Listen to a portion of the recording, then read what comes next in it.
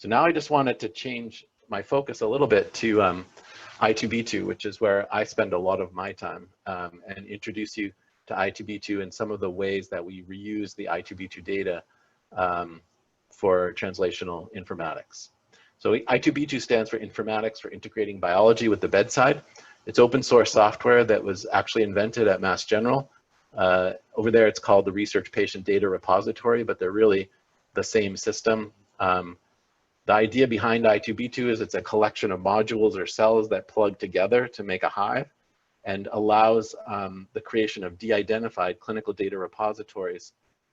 It requires data to be linked to standard vocabularies, and it offers a web-based query tool and analytic tool that researchers can use. And we've actually been using i2b2 at BMC and BU for over a decade now.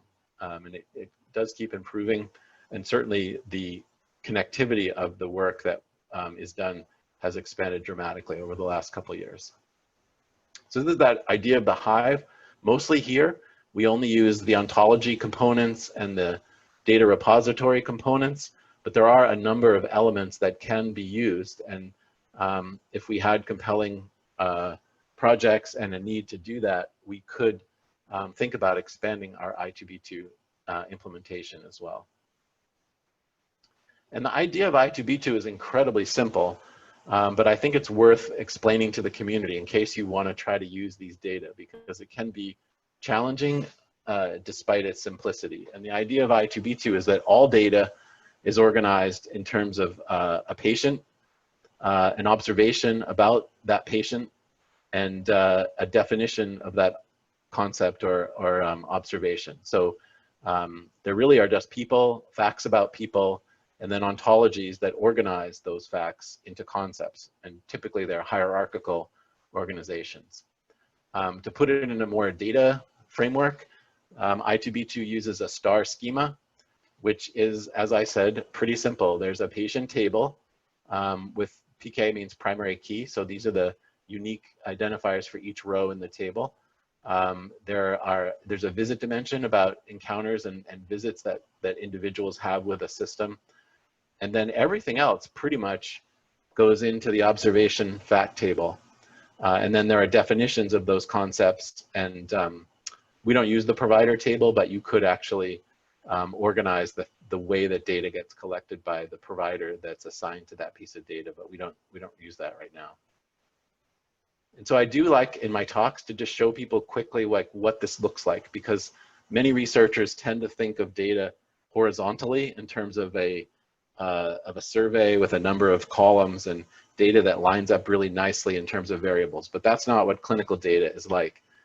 Clinical data is much more vertical and not very horizontal at all, especially as it relates to i2b2. So when we do our work with i2b2, we start with a staging area, which does include PHI and is only accessed by technical staff that manage data. And all their work is done within the clinical data warehouse firewall area. So data is identifiable there, and it comes in as names, addresses, identifiers, and that data gets put in and de-identified. So the MRN gets taken out, and the person is assigned a unique identifier that is maintained for that person through all the different databases that we have.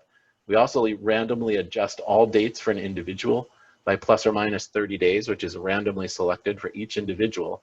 So we can take that initial row and put this into an identifier, a date, a sex, and a race.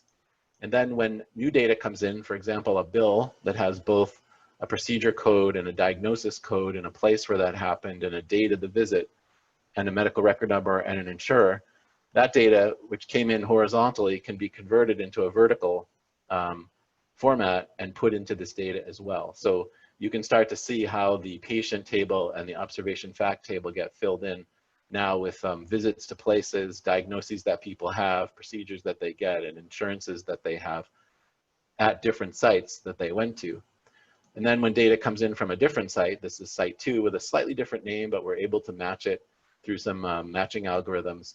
We can put that table in and say, oh, all of a sudden, this person at site 1 is the same person as this person at site 2. So when data comes in from site 2 for a visit to a pulmonary clinic, that data can go into the same hierarchical framework.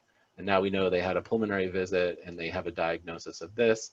And then when they get labs at that site, we can pull in that too. So in this way, we can actually take a pretty diverse amount of data from electronic health records from a diverse number of sites, health centers and Boston Medical Center, bring them into the staging area, link them to a master patient index, that's what the MPI is, clean up the data, standardize it to WOINC is for labs, CPT is for procedures, RX norm is for medications, ICD codes are for diagnoses, and SNOMED we use for vital signs, and then push them into i2b2 and make them available to the BMC community for BMC only. And then this other thing we call the Health Disparities Repository, which is includes health center data and requires additional work, both in terms of governance and access and IRB protocols, because it has health center data. So the IRB is allowed to kind of govern the use of BMC i2b2 data alone, but when anything that involves the health centers involves a slightly different process, which we can help people with as it comes along. And again, pretty much anything that can be put into an i2b2 format, a date, a concept, and a value for that concept can be put into this framework. And across the country, people are putting in all kinds of data. The best type of data are those that are linked clearly and easily to standardized concepts and vocabularies, though, that's for sure. So I'll just show you quickly how you could do a query. This is our web client, which is only accessible within the BMC BU data network. And then you log into a project, which for most users would only be for BMC. There is a form you have to fill out to get this type of access, and you have to have human subjects research training, and you have to be an investigator, and you have to agree to certain things. But here you can see what an ontology looks like. So this is an age ontology that groups the person's age today into these different categories. Admissions to the hospital would be another ontology. Diagnoses, medications, you could see them. You'll see them later too when I do them. And all you have to do is drag them over, and things in a single column are or relationships, and between two columns are and relationships, and you just click run query, and in literally about 2 minutes, you can count up the number of people who are this age in this cohort of 2 million people. You could also do a query looking for how many people have diabetes. And you could either say, have ever had a diagnosis of diabetes, which is this, or you could actually use a value, like we're admitted to the hospital with a diagnosis of diabetes, or have a primary visit of diabetes, or have diabetes on their problem list. So using the value for some of these facts can help you better focus on the meaning that you're trying to assess, because diabetes can mean a lot of different things in different contexts, and that's reflected in the EHR. So we could probably spend a whole hour on i2b2, but I just really wanted to give you a flavor for what i2b2 looks like, and remind everyone, if you haven't heard already, that we have also added a lot of new rich data. So if you're familiar with the EPIC EHR at all, there are ways to enter much more granular and non-standardized data through these things called flow sheets. And so we've pulled in many of the commonly used flow sheets into our i2b2. So folks within the BMC community could start to use these data elements in some of their research. And probably the one we're best known for is the Thrive survey, which is a standard survey for social determinants of health. And we now have that in i2b2. We update it every month or two, and we're able to study health outcomes as they relate to social determinants like being homeless, having food insecurity, having transportation problems, and other ones as well, but those are the most common ones. So, you know, this gets at that earlier comment I made, where we're really trying to expand the scope of data so we can understand as many possible determinants of health for our patients as possible. So the cool thing about i2b2 and its simplicity and also its adherence to standards is that innovative groups can build new components that use that data. And this particular component was invented about 10 years ago called SHRINE. SHRINE stands for Shared Health Research Informatics Network. It was developed over at Harvard by actually the people who invented i2b2. And the idea here is that you could create a software component that can plug into your i2b2, but also through software adapters connect to other i2b2s all across the country. And so that you could create that same query like I just showed you, and then send that same query out to other institutions, perform the computational work in a distributed way, and then bring back the summary data from each of those sites. And so the SHRINE adapter or network is what the ACT network relies on, the Accrual to Clinical Trials network. And that's a network of CTSI sites that all have implemented i2b2 that agree to plug their systems into each other and allow aggregate queries to better understand the populations that people serve and potential research opportunities through collaborators across the country. And so a simple example of how we might approach that, and I apologize for the fuzziness, is that same diabetes query could be pulled over and you could count the number of patients with diabetes at your site, but then down here, you can request a new topic, and this is where the CTSI has to help out a little bit to approve that topic. We have someone called a data steward that can approve that topic.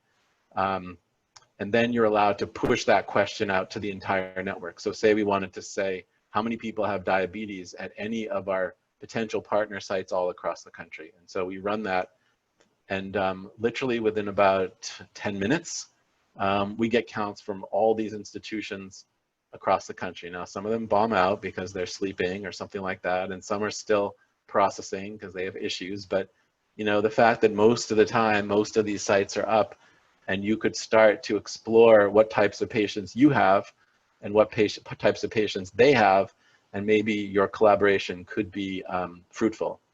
And so this tool is promoted by the CTSI funding agency, NCATS, as a way to promote collaboration and help with cohort identification. And just going back to that previous screen, I will say that i2b2 is definitely a self-service tool that people can use within the BMC community. But if you want to do these network queries, you're going to have to work with us, and we'll help you do it, because it's just a little bit complicated to log in and organize the permissions for the query, but we're happy to do that. And once you've figured out an i2b2 query, it's pretty easy to rebuild it in another system. And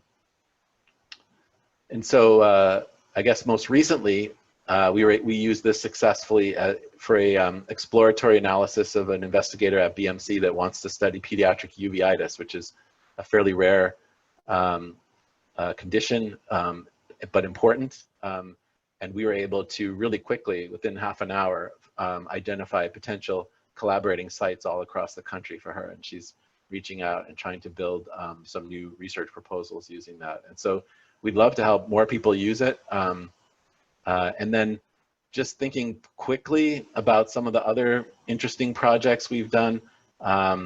We've been able to look at blood pressure, predicting lipid abnormalities in patients, smoking cessation work, vaccination within the Boston Health Net. Computer scientists over at the Charles River campus are using i2b2 data for prediction, algorithm development, and personalization that then get transformed back into the EHR potentially.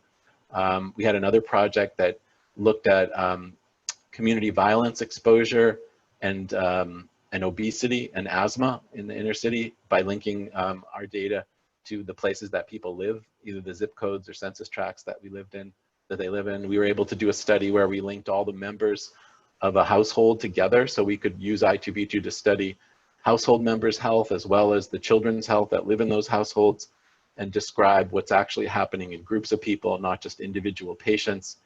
There was a really cool study that looked at the comparative effectiveness of 3 commonly used bariatric surgical procedures for treatment of morbid obesity, and using the laboratory data in i2b2 for multiple sites all across the country, to try to identify what the most successful procedure was.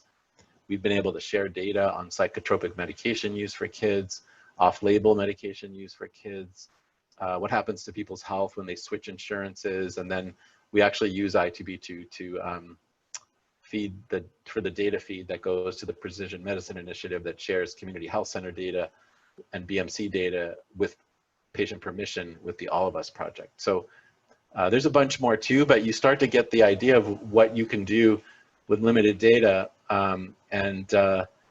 None of these were trivial, but none of them were incredibly difficult either.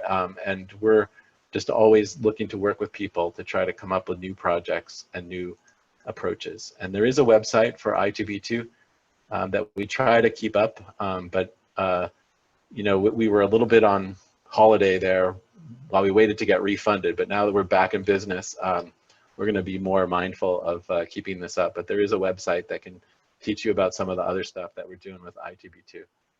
Just going to check the time here quick. Okay, good.